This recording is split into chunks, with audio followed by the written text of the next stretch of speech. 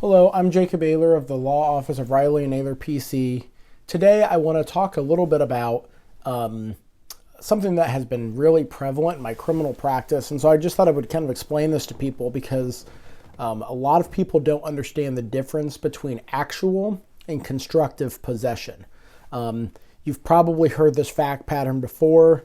Somebody's in a car with a group of people, you get pulled over by an officer, and there's marijuana found in the car or some other illegal substance, whether it's a drug, whether it's a handgun and nobody has a license, but something illegal is found in the car.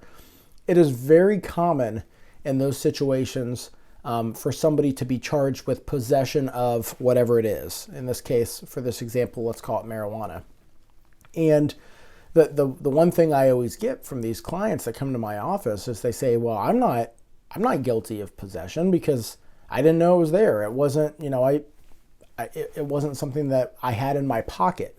What people fail to understand is that you can be charged and you could be convicted for something like possession of marijuana or some other illegal substance by being guilty of constructive possession. The law in Indiana recognizes two types of possession. There's actual possession. An example of that is, an officer pulls you out of the car and you have marijuana in your pocket. It's on your person. That's pretty easy, to show that somebody is actually in possession of something. Constructive possession looks at somebody's knowledge of that item being around them and being around their control. So, for example, yes, you may not have marijuana in your pocket, but if you have a bag in the back of your car or in your trunk that has marijuana, then that could be found to be constructive possession because that bag was in your car, it's under your control, and that's the argument the state of Indiana makes.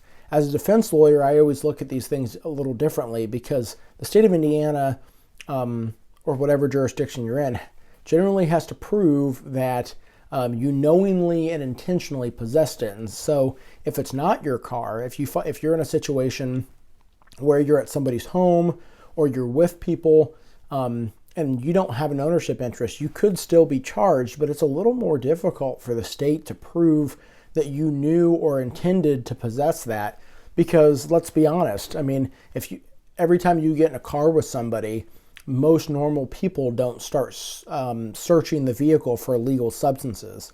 I think all of us have ridden in a car of a friend, coworker, sibling, what have you, and most of us aren't going through the seats and the floor mats and every little nook and cranny of that vehicle to make sure that there aren't drugs in there. But if you were pulled over, even if you don't know that there's stuff in there, you could still end up getting charged. So it's important to understand the difference between the two. And it's the same thing where if you know somebody is likely to have marijuana or some other illegal substance on them, you really need to be careful about if you're going to get in a vehicle with that person, because you could end up getting wrapped up in a criminal case, which even if you get it worked out, it still puts stress on you and your family because now you're looking at criminal charges.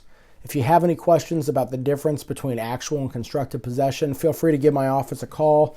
Happy to sit down and speak with you anytime. 219-866-3435. Thanks. Bye.